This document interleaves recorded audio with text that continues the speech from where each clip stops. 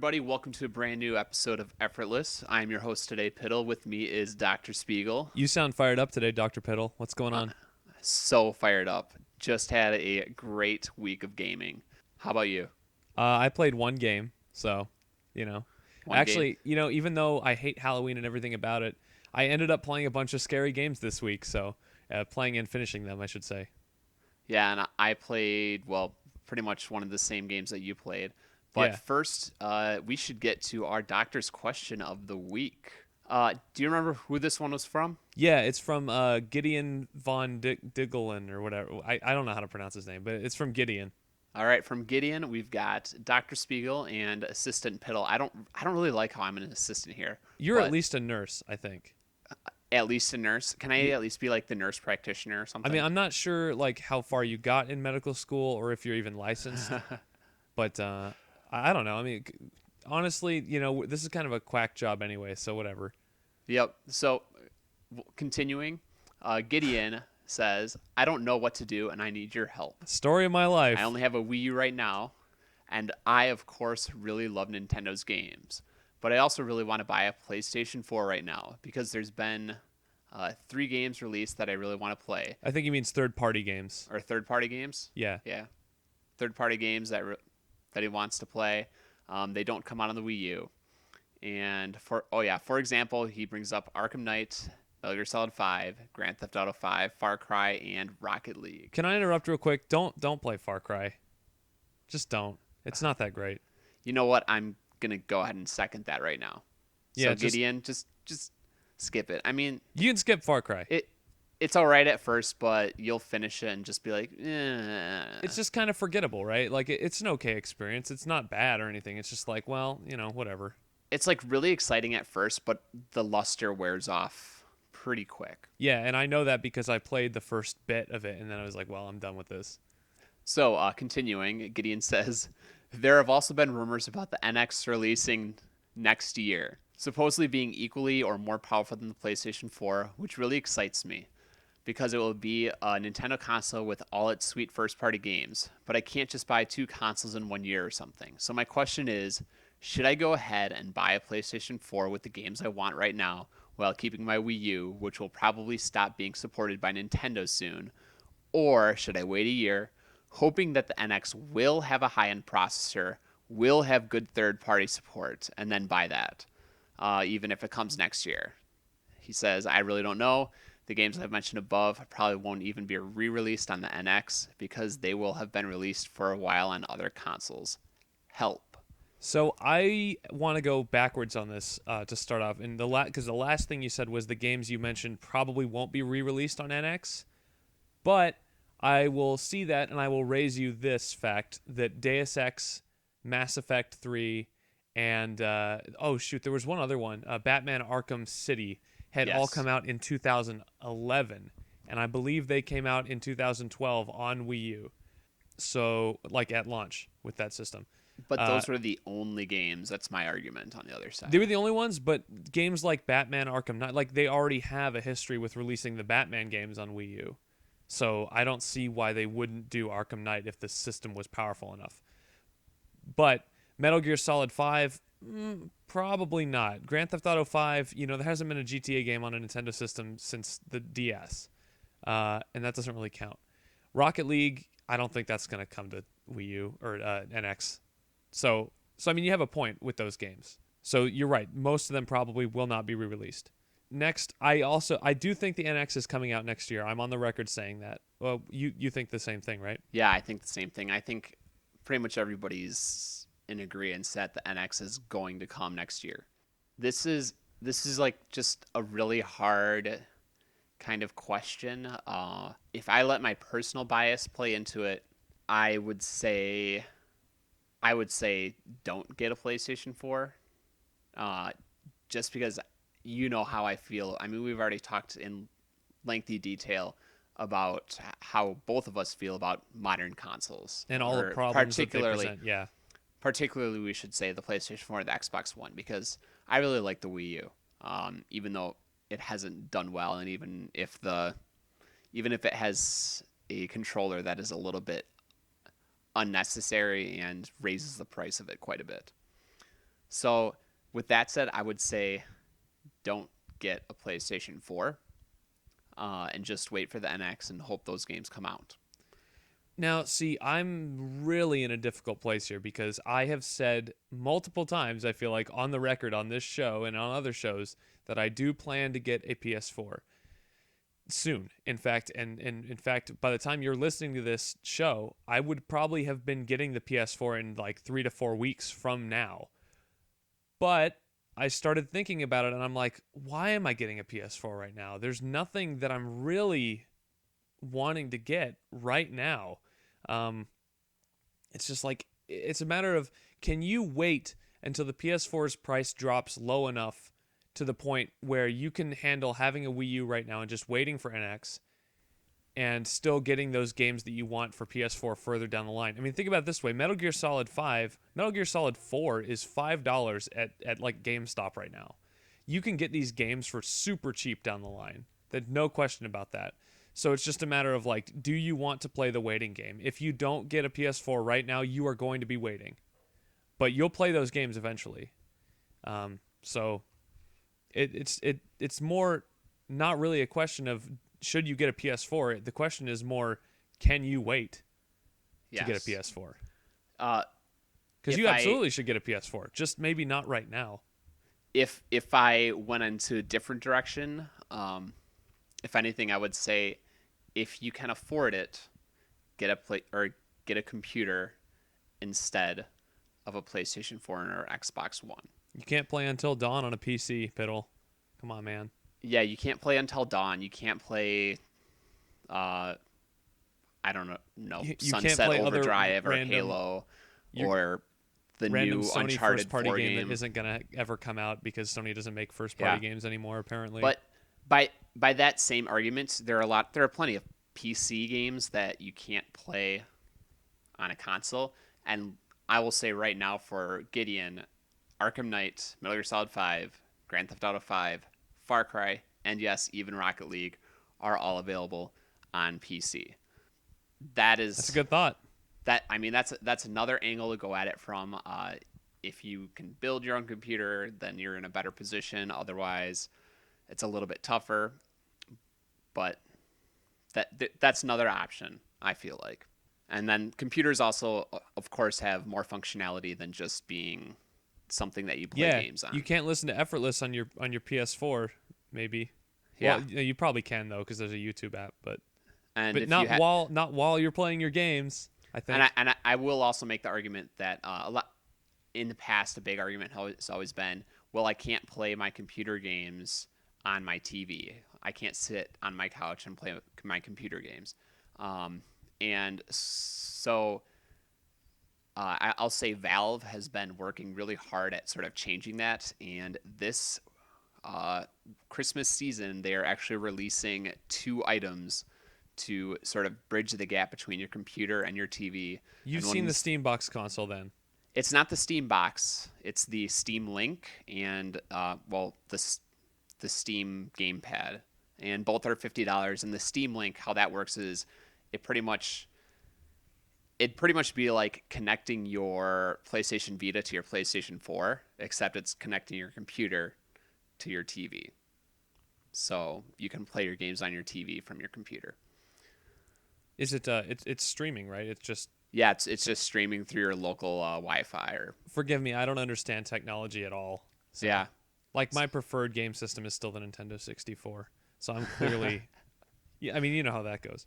Yeah, just put a cartridge in the top and you can start playing instantly. You Yeah, know I what I'll can't. I say? can't Like, figure out why the you can get N64 games on Wii U. I can't figure out why my cartridges won't fit in the game slot. one thing I love about Nintendo games still is like there's Okay, not just really. just skip right over that joke. I Oh, appreciate okay. that. I'm just gonna say like you love Nintendo 64, and I'm just Yes. thinking immediately plug and play games, and I don't know why I just completely went off on this tangent, but every Nintendo console has essentially been like that. Even like Mario Kart 8 has very short load times. Like every Nintendo game you'll ever play is pretty seamless in how you play. There's not a lot of loading screens. If there are loading screens, they're very quick. And I will say this about certain Nintendo games that have been designed perfectly, they will load as you play. Metroid Prime is well known for being, I don't want to say like the first game to do it because that's probably wrong, but one of the first games to ever be loading environments as you shoot the doors. And like as you move through the room, the game they know where you're trying to go, so it will load the next area. But it's really nice the way that that game feels really seamless. And you're right, Nintendo has done a very good job of that in the past. So, you know what? We really need to wrap up for Gideon. And pretty much what is our conclusion? So Just my prescription is wait. If you can wait, wait. If you can't wait, just buy a PS4 and wait for an X, because if you buy a PS4 now, I mean the odds are you'll have more money in a year. Plus Black Friday's coming up. You might get a good deal on a PS4. yeah. My prescription would be as well wait, and if you can't wait, if you can afford it, get a PC. If not, then go ahead, get a PlayStation 4 on Black Friday or something. Yeah, I'm sure there's going to be good deals around somewhere. Yeah, there will be good deals with. I mean, there have already been I some mean, good there deals there was leaked. there was a PS4 last year that sold with GTA 5 and The Last of Us for $300. $300.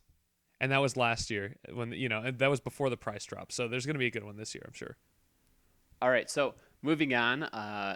I believe you wanted to talk Oh about man, we don't something, have a Steve. segue. Huh? I know. Well, speaking of great Nintendo games, Yeah. Oh, okay. Good enough. They don't have load times because they're cartridge based. yep. Wait, what game is that? Pokemon. Now, I really don't know. I mentioned last week that I wanted to kind of revisit this because you brought up the fact that you think old Pokemon is better than new Pokemon, and I wanted to talk about it because I'm like we could mine a lot of discussion out of that because I'm definitely in the new is better camp for Pokemon. Really? Well, considering all my other opinions about new versus old, you'd think I would be on your side, but I'm not. I feel like Pokemon has really improved the formula over the past decade or whatever, and I just feel like they finally sort of reached a point where I'm not sure it can get much better than where it is right now. Than with Pokemon X and Y? Yeah, I think the sixth generation really nailed it. So here's a question for you because, well, you think the modern ones are so good. And what I'll say is I really didn't like that sort of the middle. I haven't really played enough of the new ones to give enough input on them. But the middle games, I felt got way too complicated for their own good. What pretty much defines the middle generations of Pokemon for me is when I got Pokemon Diamond Pearl and I got the strategy guide for it, and I immediately saw like, oh hey, there's this like really cool Pokemon. I want to catch that Pokemon, and I looked into how to get that Pokemon. You're thinking of, I know exactly which one you're thinking of Yes. because we talked about this before. Yep. You're talking about Spiritomb, which you have to talk to like 32 people or something in the underground area. And It stuff wasn't like just that. Spiritomb. It was actually I wanted Spiritomb and I wanted Misdreavus. I believe no, not Misdreavus. Milotic. Oh yeah. That's a popular And one. and both of them were utterly ridiculous. Like the Milotic you had, there was only one area of the game that you could catch it. You had to catch it while surfing, and while surfing you had to cast a fishing rod. And And even better than that, if you were playing Ruby and Sapphire, in order to make your Phoebus evolve into, I've always said Milotic, but I don't know. But to make it evolve, you had to feed it like certain poffins or whatever, and to like make it more beautiful, and it had to have like yes, the highest level of beauty. It was ridiculously complicated. same thing with Diamond and Pearl. And you definitely have a point there, and I definitely agree with you.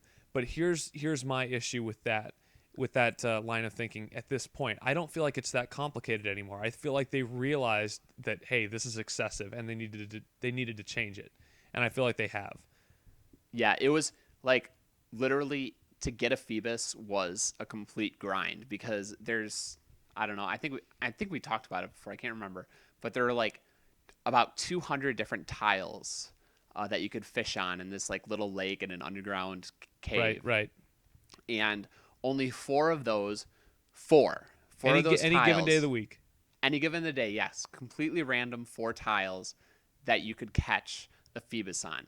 But here's the other thing: is when you cast your rod, you might be on one of those tiles, but you won't know because you might nab a different Pokemon because it still has the various percentages of catching or running into Phoebus or running into a Magikarp or some other Pokemon like that.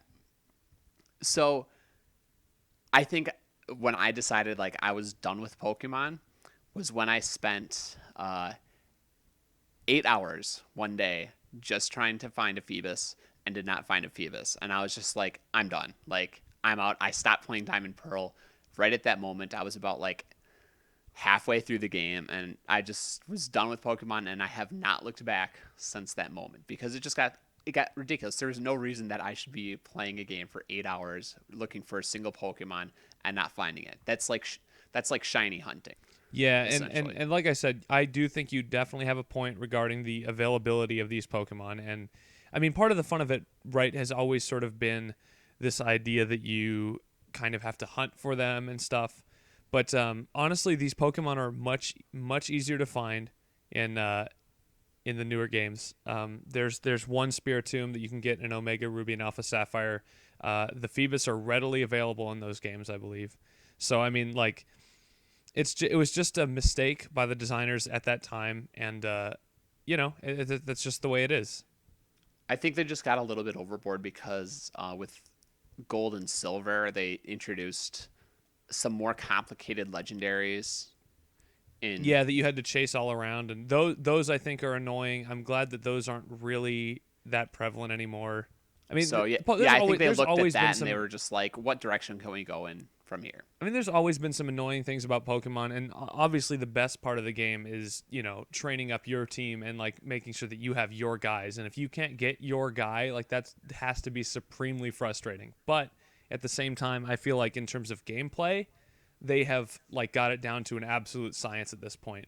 And like I said, almost anything they could do now would like throw everything way off. People are always complaining about, oh, this Pokemon's OP and all this stuff, but then people are always finding new strategies in the meta game and everything, and it's just really fascinating where the series has gone.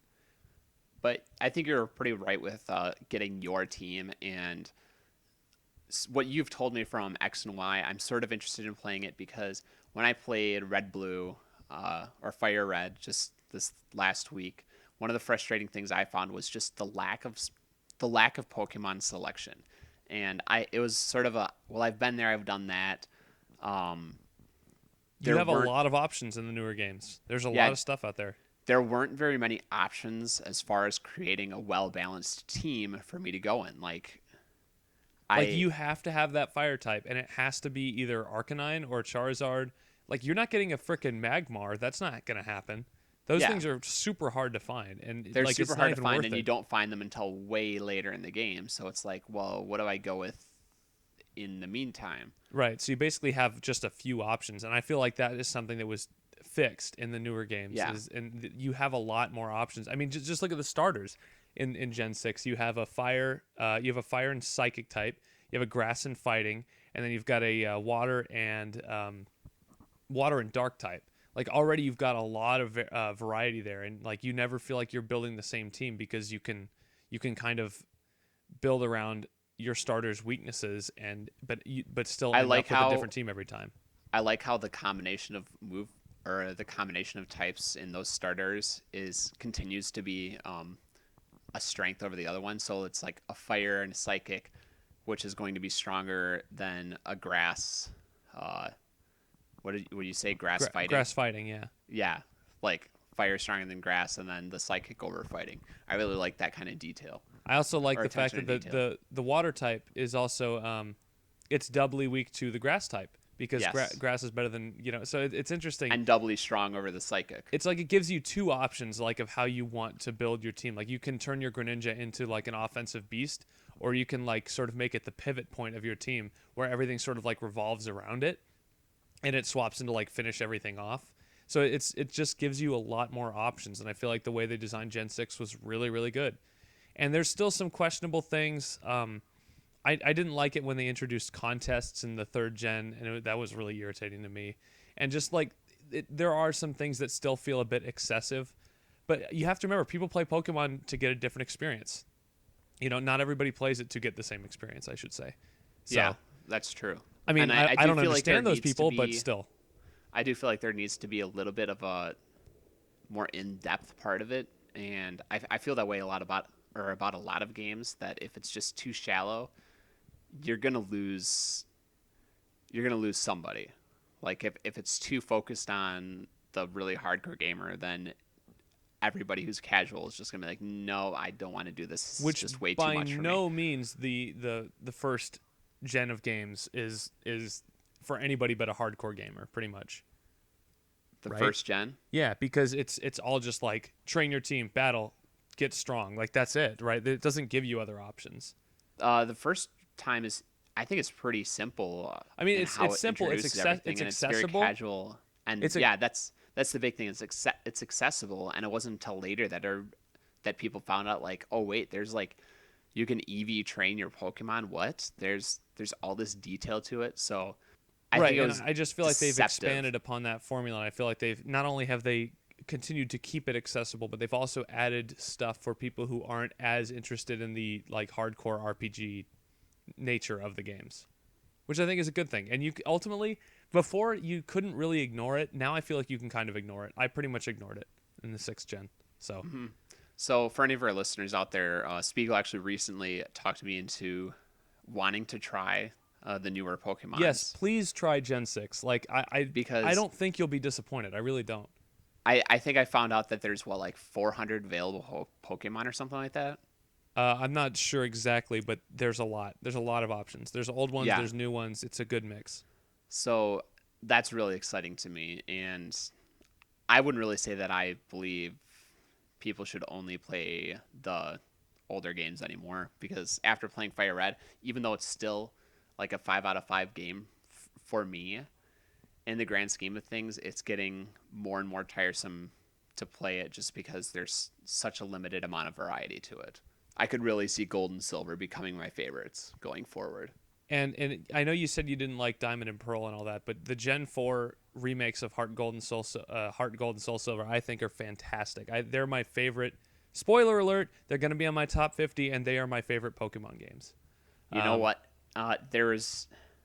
I have to talk about this, but like, how many battles in pretty much any game ever match the final battle of Pokemon Gold and Silver? You know what? You just made me want to play through that whole game again because I don't think I ever beat the final battle in that game. And no spoilers, of course, but Yes, no I spoilers. don't think I ever finished it. But Now that I'm thinking about it, it's it's hard for anything else to really compare to that because that was sort of a it was sort of a shock when you first played the game.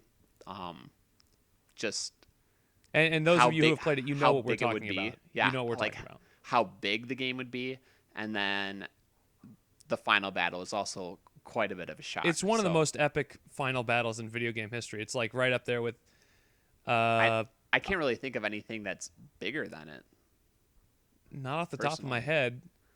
So I all right, mean, so you know what? The Ganon fight in A Link to the Past is pretty epic.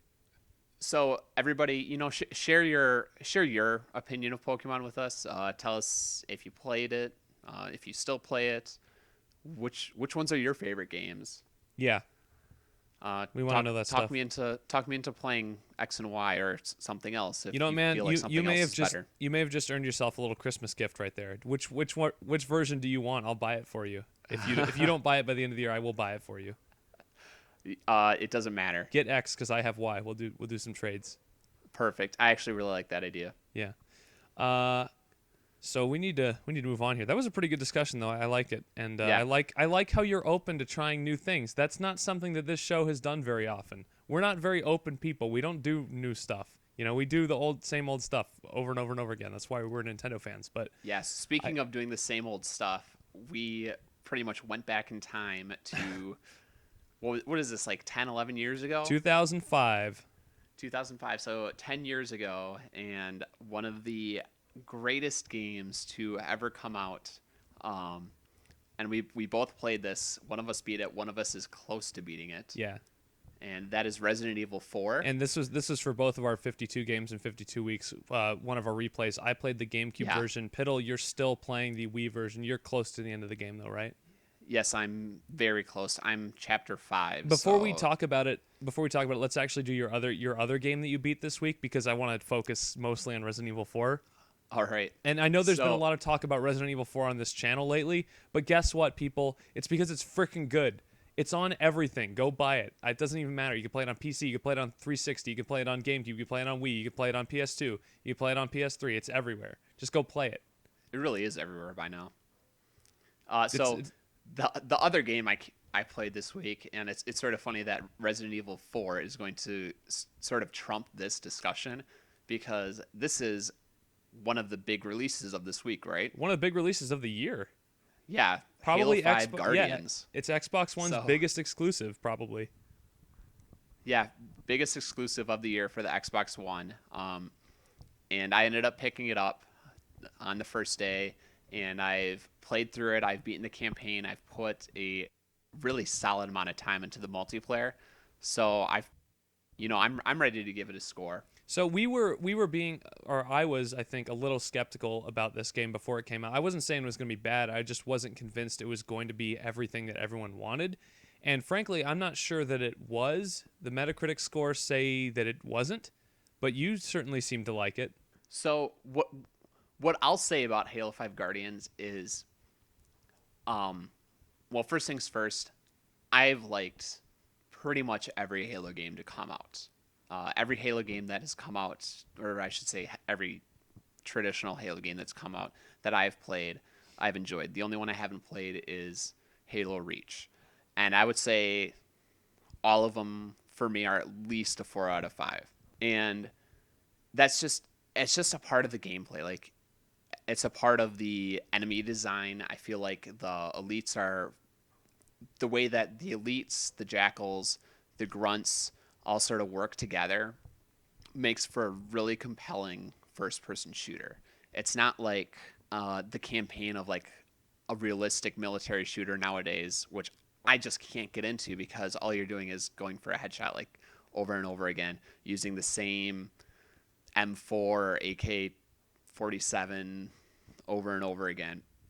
It's just really repetitive with those games. But with the Halo series, because you fight each enemy differently, it adds a lot to it. And have you played any of the Halo games yet, I Spiegel? have not played a single Halo game ever. Wow. So, I mean, I know quite a bit about them just because I've seen videos, people tell me about them and stuff like that, and I've done my own research. I've just never personally played one. Okay. But you're not really big on first person shooters, so No, I I'm will really forgive not. that a little bit. Of all of them, I'd be willing to give Halo a shot because, like I always say, I'm willing to play anything that's good. And if the Halo series is as good as people tell me, like eventually one day I'm going to play it. Part of the problem is I want to experience it in a good setting, and the Master Chief Collection is not exactly the setting that I want to experience those games. The Master Chief Collection is great for the campaigns, but it's just the multiplayer that they really really dropped the ball on, which is disappointing. I'm also turned off by the fact that I can't get the whole story just in the games. That is, That also bothers me, which we talked yeah, about last week. that's another aspect. So yeah, with Halo 5 Guardians, what I'll say about it is it's a lot of more of the same, and they threw in some new features to it that a lot of people say like, oh, this is a rip off of like Call of Duty Advanced Warfare or other games because now there's like an ability to climb over objects when you jump. There's this ground pound feature, and then there's like a quick jet boost where you can like quickly evade to the sides or forward, back, pretty much whatever direction you're moving in. You can do a quick burst of speed in that direction. And then they also added sprinting. And sprinting has been hugely controversial among Halo fans for quite a while. I mean, Halo has just caved into the pressures that a modern gaming environment It really presents, has. and just that it has to be Call of Duty. If it's not going to Yes. sell that well. And I think that was Which is a really unfortunate. big problem with that people had with the Halo Reach and the Halo 4 multiplayers, or especially like the longtime Halo fans. This is just like, you know what? I'm playing Halo to play Halo. I'm not playing Halo to play Call of Duty. And that's like one of the big things is like they tried to catch the Call of Duty magic, and you can't really do that. Being iterative is not a way to be successful. You have to be, I mean, you can take some ideas, but you still want to innovate. You mean iterative on other franchises, not on Yeah, itself, because mixing up its own formula is yeah, never a bad definitely thing, not. So unless it's so for what the Halo worse. 5 did well is it it brings back the new Promethean faction of alien enemies. But what I liked is they really sort of made the Prometheans much more compelling to fight. In Halo 4, I really didn't enjoy fighting the Prometheans that much. There wasn't very much variety to them or how you fought them. They felt more like just bullet sponges. And in Halo 5, there's like clear weak points to the enemies. There's clear ways to like take them out. They sort of fight similarly to the Covenant enemies, just a little bit differently. And for that, Halo 5 really improved on. The story is largely not centered on Master Chief, which I felt was really weird. And that's probably my biggest knock against it. And that's more because I've been so invested in the series for so long that I've followed the lore. I've read several of the books. I'm actually listening to an audiobook version of one of the Halo books right now. Nerd. And I'll actually say for a video game series, Halo has a fantastic expanded universe. It has one of the best expanded universes of any game series out there, if not the best. But the issue is like we talked about when too much of the story in the game or like is left out of the games and you don't get enough just from playing the games. Right, it can't lie outside to the point where you don't know what's going on. Like there can be some Yeah. mystery, but if you have no idea, it's like what am I doing? So yeah, but what Halo 5 does well is pretty much what every good Halo has done well before, and that's like big open levels. You have a lot of branching paths. You have a lot of secrets to find. Having teammates sort of helps keep the game going because they can revive you. You're only really going to die if you put yourself in bad positions. And again, the Promethean enemy types they're improved.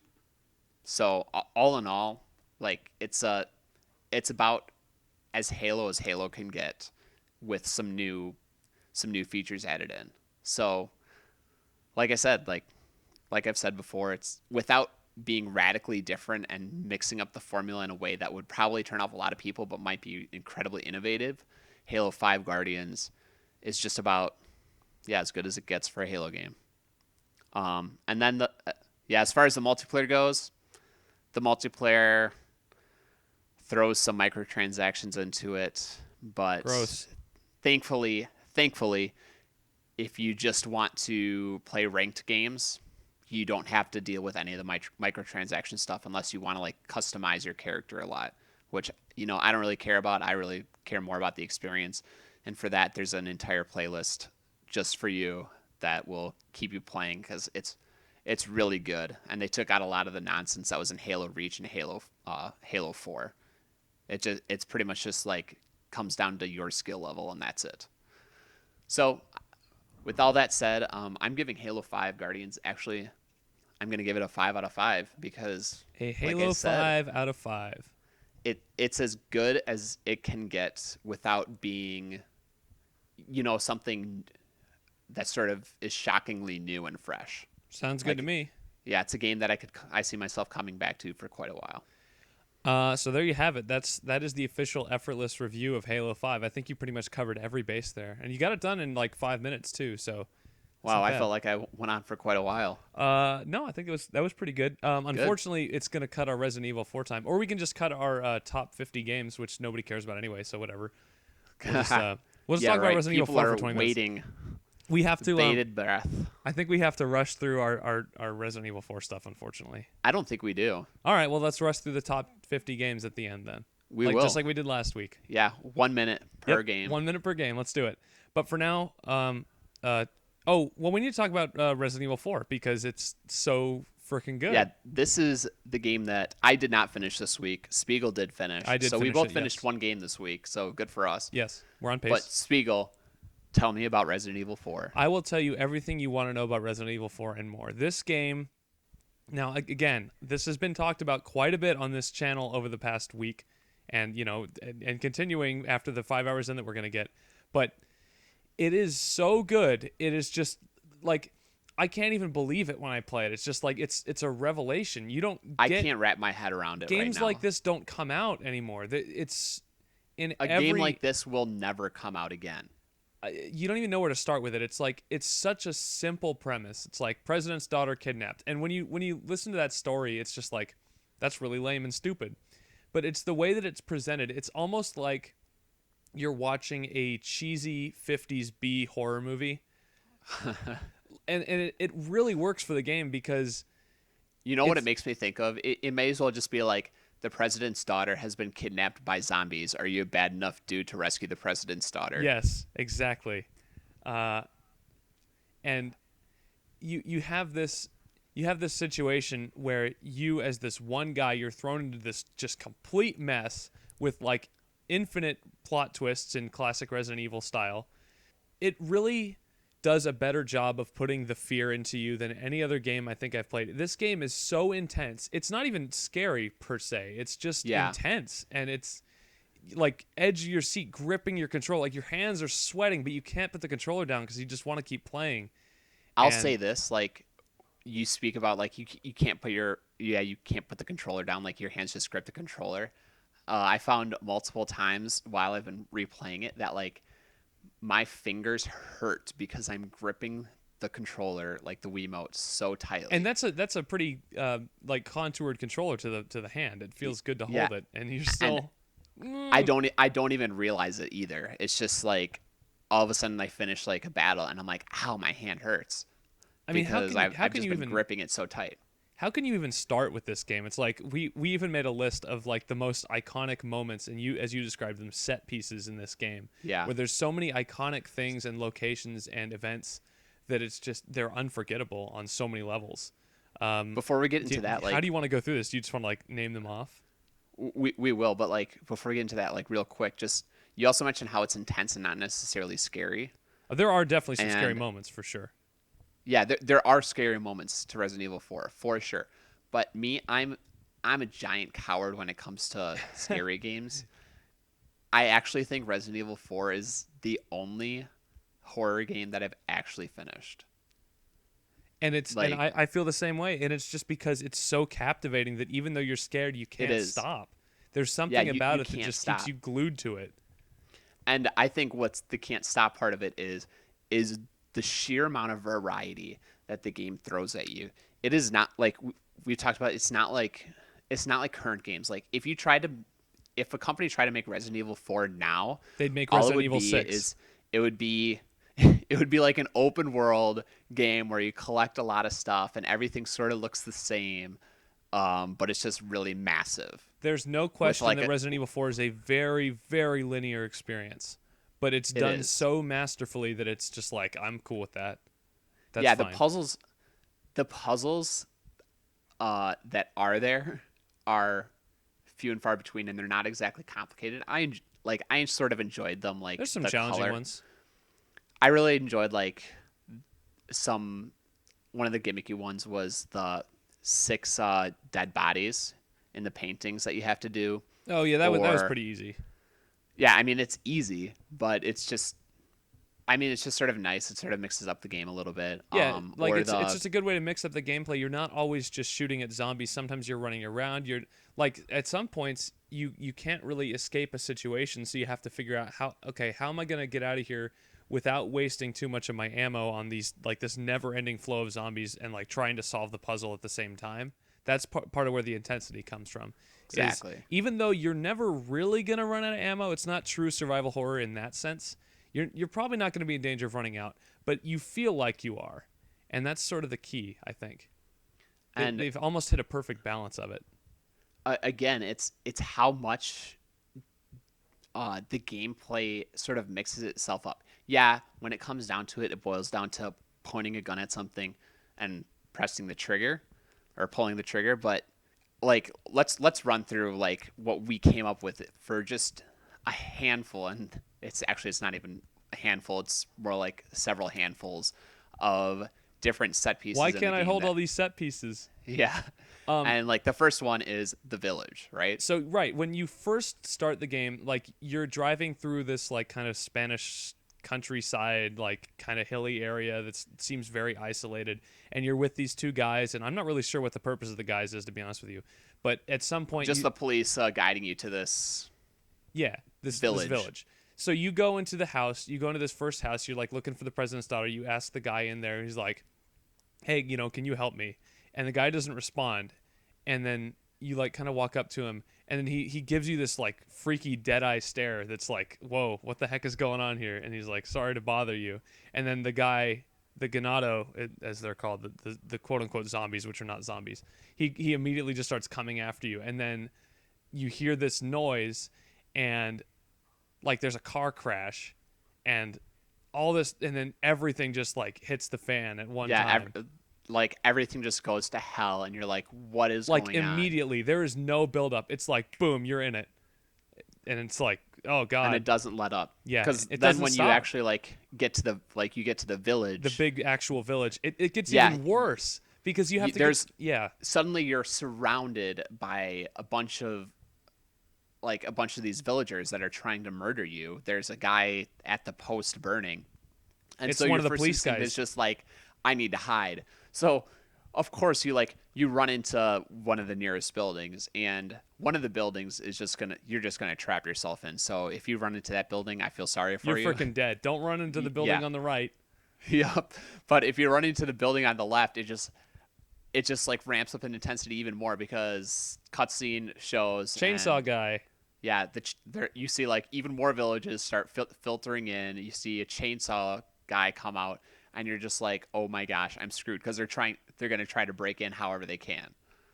So, and that's one of the things that I love, like just in that very moment right there in the village, it captures what the Resident Evil 4 experience is going to be like almost the entire game. Yeah, It's it doesn't let up. claustrophobic. Yes. Like Yes. it's very claustrophobic. You feel like you never have enough space between you and the enemies. So again, And this game again, it's not and you even just feel scary. It's overwhelmed. just it's so intense that you can get overwhelmed. This game is not for the faint of heart, man. And Yes. and Chris is playing through this game for the first time for his 5 hours in, and by the time you listen to this show, the 5 hours in might be up already. But I'm getting the sense that he is not enjoying this game as much as we are, and I'm not sure why that is. But I mean, again, let's just keep going through this list. At some point, I don't want to go through like too many spoilers, but how far do you think we can go on these?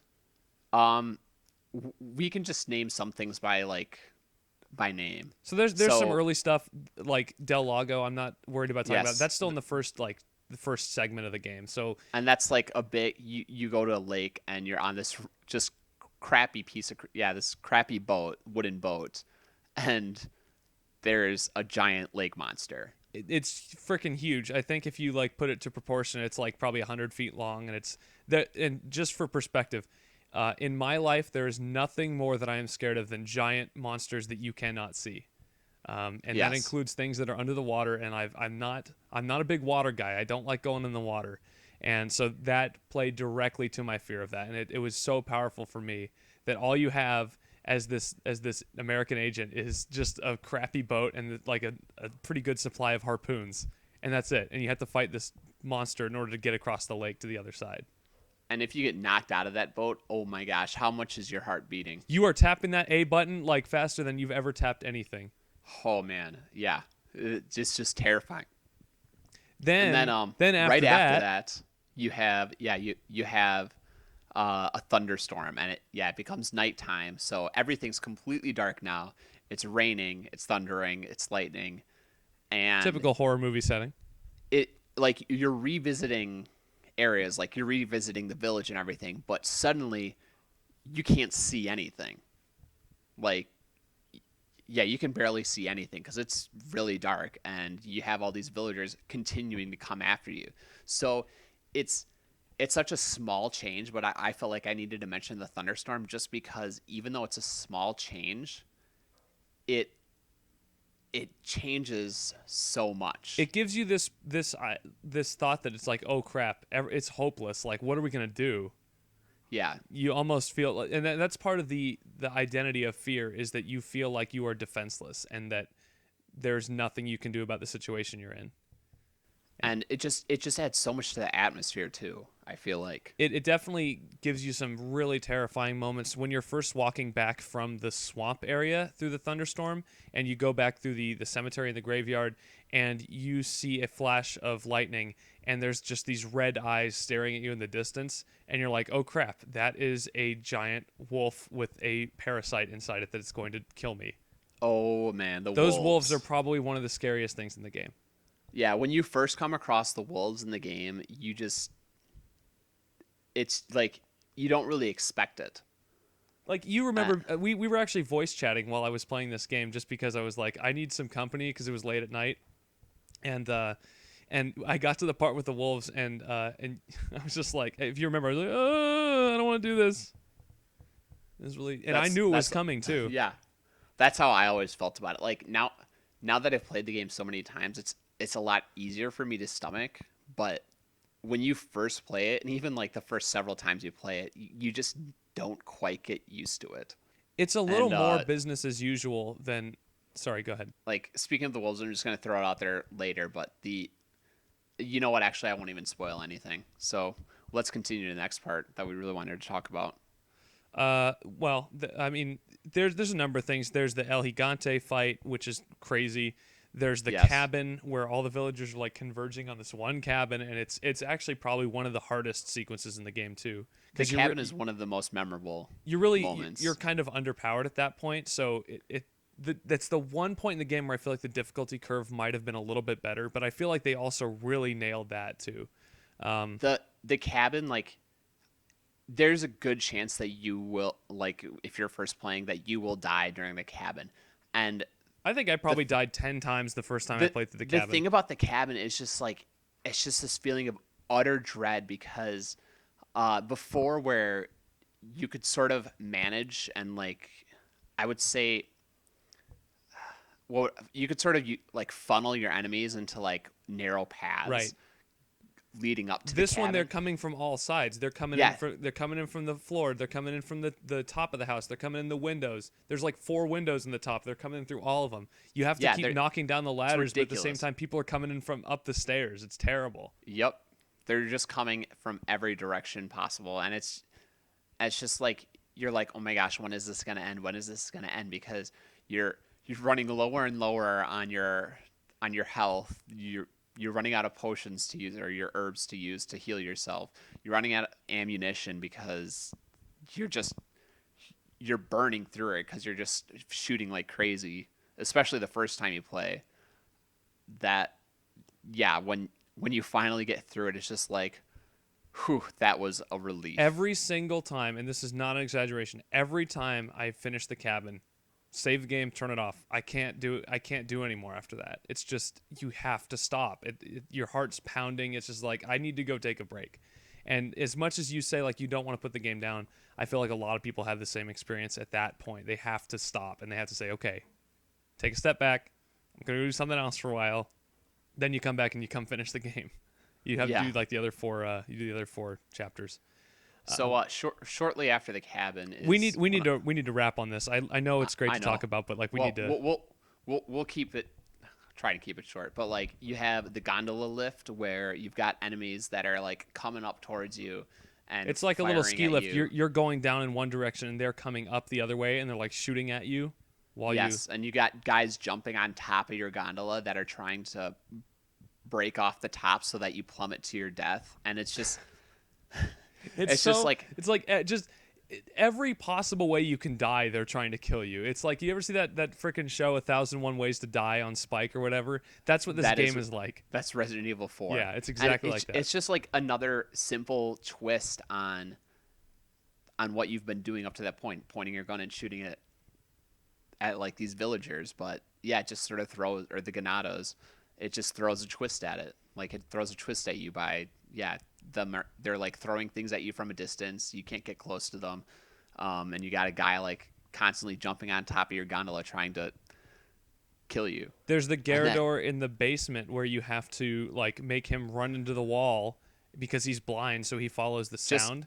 The basement is that part is terrifying. It contains the most devastating. I'm going to say this. It contains the most devastating moment in gaming when you are terrified of this thing that has claws coming out of its hands like Wolverine, and you're like, oh, I'm gonna pull the switch. I'm just gonna run out of the basement. I don't have to fight this terrifying monster.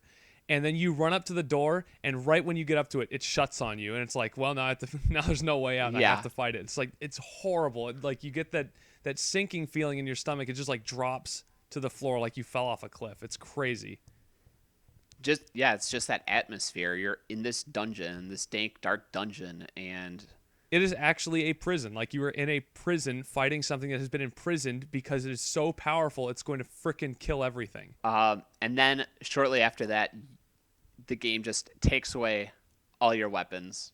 And you play as the president's daughter for a little bit, Ashley. Yes.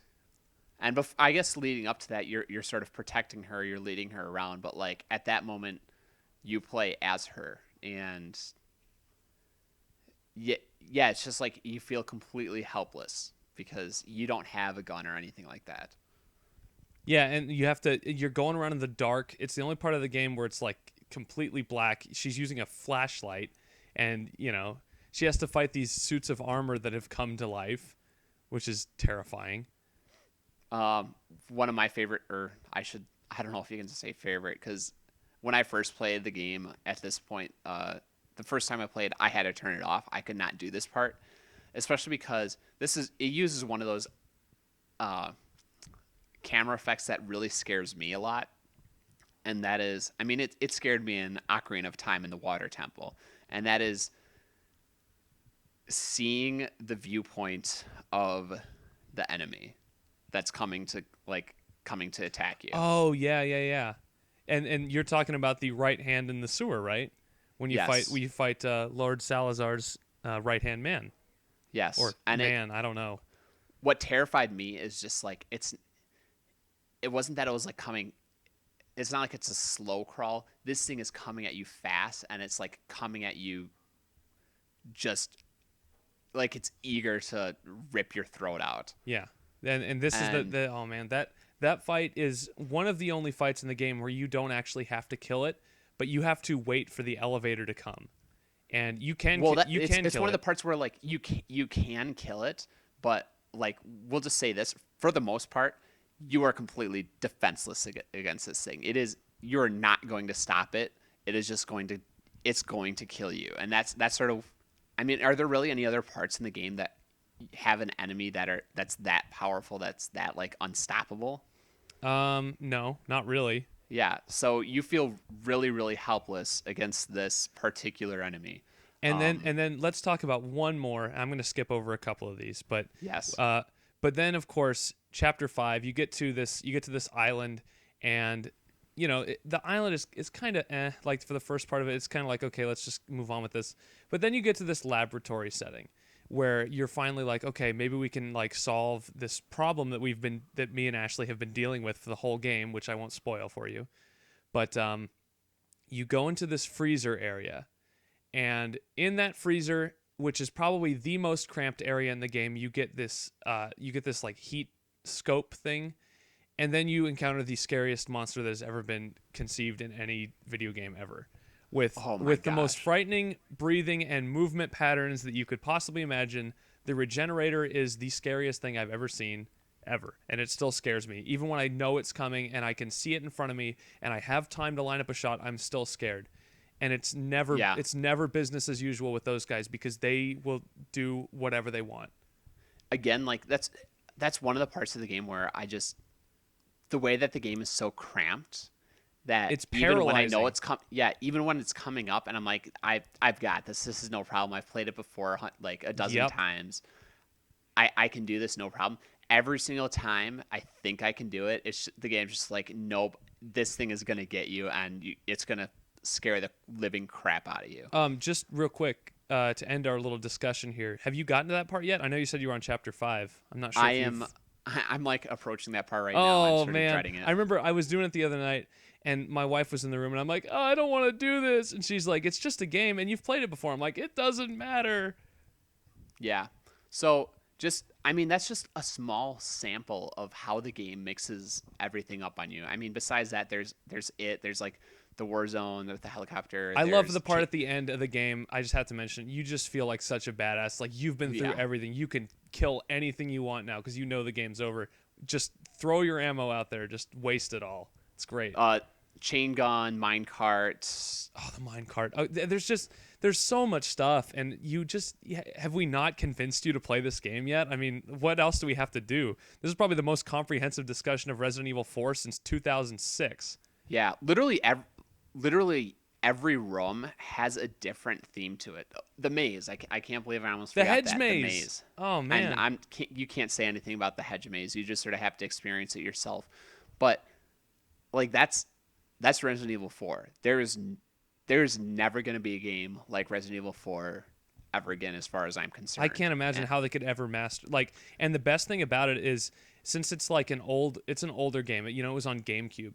The graphics Yeah. are not particularly detailed, but it works because it gives you this like gritty feel to it that makes it look like you're watching an old horror movie with Actually, yeah, like that's one of the amazing things about the game is I don't even want a higher like a higher resolution might be nice, I mentioned but like I mentioned the other day, like it would be cool to see this in HD, but I'm not sure it needs it. Like why? It's still impressive. it's incredibly impressive. And I've talked to you over and over again about just how much the graphics blow me away. Like the lighting, the atmosphere.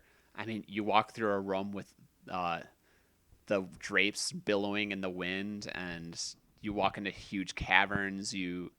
It's amazing. So, oh yeah, I have to score it. I give it a 5. And yeah, and you'll hear a little more. You'll hear a little more gushing about it, I think, in my top 50 later on this year. But we actually Yeah, need to move on to our top 50, right? I can tell you right now, I'm going to give it a 5 too. Like Yeah, easy I'm enough. far enough in the game that it's pretty easy to know that this is a 5 out of 5 game, and it's probably going to move up from my number 38 spot next year. Excellent. Um, so who wants to start here? Yeah, so we got our bucket list. Oh my God, right we're already now. an hour into the show. What are we gonna do? We're an hour in. All right. Well, we I nailed think it. we're We going to nailed it last definitely week. cut So things out. But let's just run through our number 30 to number 26 real quick. I will go first. Go ahead. Number 30, Elite Beat Agents on the Nintendo DS is a fantastic rhythm game. It's almost like a comic book in the way it's presented. It's got these characters who help you through song and dance, and they have to deal with all these people with like these weirdo problems. There's a nurse who's inside of some guy, like helping fight bacteria. She's like a white blood cell or something, and there's some other ones too. But the soundtrack is great. I really like the songs on DS. I like the sound effects that make when you hit the little bubbles, and it's a really good, really entertaining, really unique rhythm game. Definitely check it out. I moved it down a lot on this year's list, but there's just so many other games that I had to fit in above it. Yeah. But it's so unique. I don't think it'll ever leave my list. It's just a classic on the DS that nobody has played, and you can get it for $2 on GameStop.com. So what are you You've got to waiting be for? kidding me. $2. $2. That's Just buy it criminal. now. Just play it. It doesn't matter. Yeah, it's actually fun. $2 is totally worth Yeah. it. My number 30 is RPG for the Dreamcast called Grandia 2, and it just I used to have it a lot higher. It was actually in my top 10 at one point, and that was entirely because the battle system in it is so good. It literally has one of the best, if not the best, battle system in an RPG I think that you can experience. So check it out. Like one of the things I like about it is you can cancel your enemies' attacks if you attack them at the right time. So It's almost like Paper Mario with like its whole like you can kind of influence the amount of damage that you do just by doing a button timing thing, right? It's Is an it kind of like active- that? It's sort of like an active time battle, like from the Final Fantasy like 7 or Chrono Trigger or those vein of games where you have a bar that fills up, but like at the very end of your bar you like pick your action, and then there's a period of time where your bar goes from the action to like when you start or pick this action to when the action actually occurs. And so if you attack an enemy between that spot with a weaker attack, you can cancel their attack, Oh, okay. or they can do the same to you. So it's Sounds pretty such unique. a simple. It's such a simple thing. It's actually in a recent game called Child of Light, Oh yeah. And I think Child of Light is actually an inferior game to Grandia 2 in that respect, because Grandia 2 just, you have a bigger party, you have more enemies. It just, I feel like it adds so much more to it. So that's my number 30. Number 29 for me, Donkey Kong Jungle Beat on GameCube. This is another kind of rhythm game. It's a rhythm platformer that you have to use the bongos for. Now you can play it on Wii, but it's not worth it. Get yourself a pair of bongos. Huh, no. Yeah, get yourself the Now bongos. I know you don't like this game very much, right? But I find it No, I really like it. I just, for me, it's not a top 50 worthy game. for me it's so memorable for me that I can always like remember playing it and just it's very tangible, the enjoyment you get from tapping on the bongos. Like it's just, it feels good to play it. It feels good, especially when you get to the end of a difficult boss fight, to beat up the boss as much as you possibly can just by banging on the bongos, and it's so enjoyable. And in the classic Donkey Kong style, there's a lot of collectibles, and there's a lot of hidden secrets and levels to find too. So it's a really enjoyable experience. Yeah, like I'll tell you right now, one of the things that most excited me about Mario Galaxy coming out is that I found out beforehand that the Donkey Kong Jungle Beat team was going to be making it. Really, I didn't even know So that. yeah. Um, so for me, my number 29 is Golden Sun 2: The Lost Age. And Golden Sun 2: The Lost Age pretty much took everything That's a the Game first Boy Golden Sun Advance did. game, right? Not Yep, that's not Game the Boy DS one. Advance. Okay. No, the DS one is Dark Dawn, but it looks so good. The graphics are some of my favorite 2D sprite work of all time. It does some scaling here and there, but it doesn't matter. There's awesome summons that you can do. There's, I don't know how to really describe it. It's really cliched in a lot of ways. Falls into those JRPG tropes Eh, where you have dungeons with puzzles to solve, but the way you solve those puzzles is always different, and it mixes things up enough to keep you interested, even if you're fighting all these random battles. And you can customize your characters in enough ways.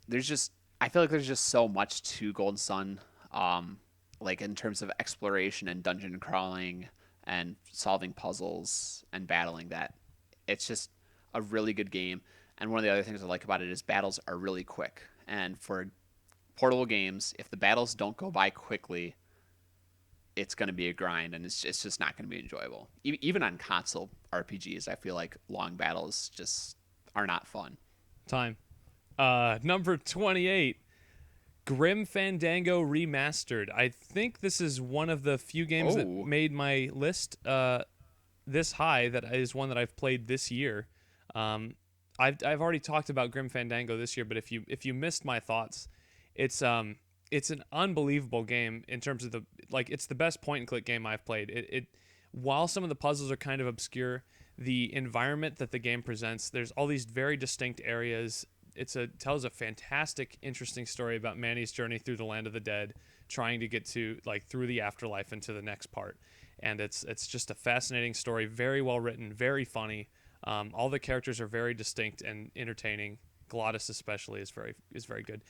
Grim I Fandango. hope I can change your opinion about that greatest point and click I know, game ever. you're about to do it too, but Yeah, I really love this game. It's like $15 on Steam. I think it's also on PS4.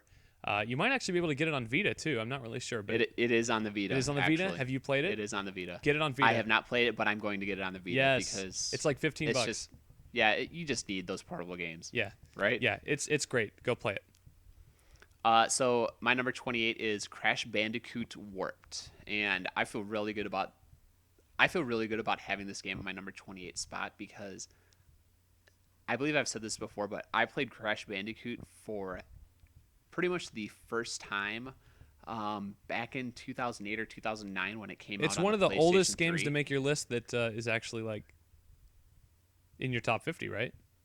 Uh, That you played later. I mean, yeah, that I played more recently. Yes, it definitely is. It is a game that I was very late to the party on, but it is just so good because I don't know what it is about the game. I guess part of it is the variety and collecting things in levels. So you're like, You can explore the levels. The levels are largely linear, even so. There's a lot of level variety, whether you're running along on the back of a tiger or whether you're underwater or running away from something or doing it from like a side to side perspective. Just whatever it is about Crash Bandicoot Warped, I loved it. And if you have not played it, you need to play it. That game Like, really perfected the Crash Bandicoot formula, I feel like, and it's never it really, really did. like Crash 2 was like the first step because the original Crash wasn't very good, and we've been over this year. But Yeah, the original Crash just it the hit detection is really wonky in it, and Crash 2 is sort of the same. They sort of refined it a little bit, but Crash 2 is almost too hard. Crash 2 at least I feel like had better level design, but I feel like Yeah. Crash Warped nailed both aspects of it. Yes, it did. So that's my number 28. Let's see here. Number 27. Oh, here we go. Oh, get ready for the rant. 9 hours, 9 persons, 9 doors on Nintendo DS. Picked it up this year. It was the second game I played for 52 and 52. And it is so amazing. It tells one of the most captivating, best stories I've ever, like, witnessed, read, I guess, because it's a visual novel, in a video game. And it's just such a masterpiece of storytelling with 6 different endings that you can find. The only issue is that you have to redo the puzzles again, which is not an issue in the sequel, Zero Escape Virtue's Last Reward, which of course I will be talking about later in the list. But I've already right. I've already ranted about 999 enough this year, so I will leave Yes. you with that. It's amazing. My number 27 is Pokemon Red and Blue, and you know what? I think I've talked about Pokemon enough, so I think so too. we can just move on. But just really quick, what makes that stand above like Gold and Silver for you right now, or at least when you made this list?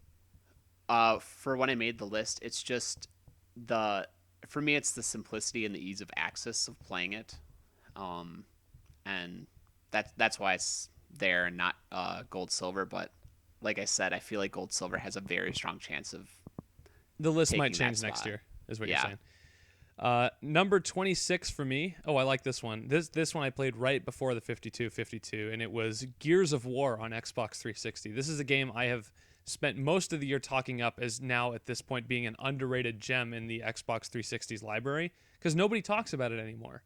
This game holds up, man. This is still a great game, and I feel like they made a good choice remastering it, even though I'm not a big remaster guy. Just to get this game back in the public eye as being one of the true greats of last generation. It still is, people. It's still it's a fantastic 10-hour campaign. Got some great memorable fights in it. Great enemy design. Fantastic art direction, even though it's got that whole like gritty, like brown and gray thing. This game started the brown and gray thing, okay? Because that's how good it Yeah. looked. Everyone wanted to duplicate it.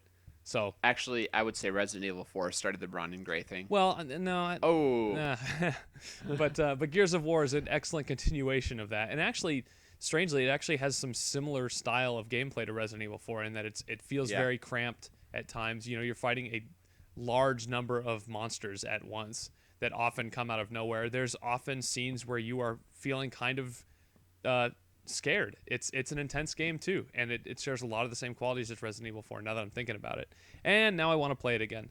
So thanks, Piddle. Aha. What's your number 26? You know what? Wait until it comes out for the Xbox One backwards compatibility, and we'll play it together. Oh yeah, all right.